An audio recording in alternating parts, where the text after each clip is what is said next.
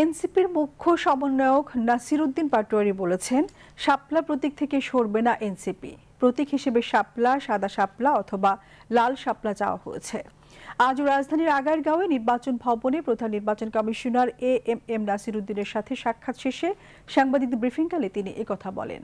নিবন্ধন প্রতীক ও প্রবাসী ভোটাধিকার নিয়ে সিএসির সাথে আলাপ হয়েছে উল্লেখ করে নাসিরউদ্দিন পাটোয়ারি বলেন, নির্বাচন কমিশন এনসিপির ব্যাপারে ইতিবাচক সিদ্ধান্ত নিয়ে বিজ্ঞপ্তি প্রকাশ করবে।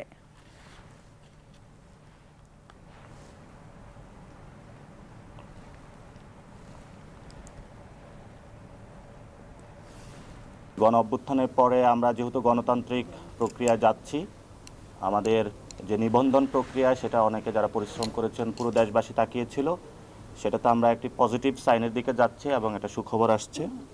প্রতীকের বিষয়ে আমরা এখন আজকেও বলে আসছি যে আমরা শাপলা, সাদা শাপলা, লাল শাপলা, আমরা যে তিনটি প্রতীকের কথা বলেছি সেটা থেকে আমরা সরছি না। আমাদের যারা প্রবাসী ভাইয়েরা রয়েছেন তারা অনেকগুলো কমপ্লেক্সিটি ফিল করতেছেন। প্রবাসী ভাইদের সাথে কথা হয়েছে, সেখানে আমরা অন দ্য ফিল্ডে গিয়ে ভিজিট করে দেখেছি যে তারা কোথায় কোথায় প্রবলেম ফেস করতেছে।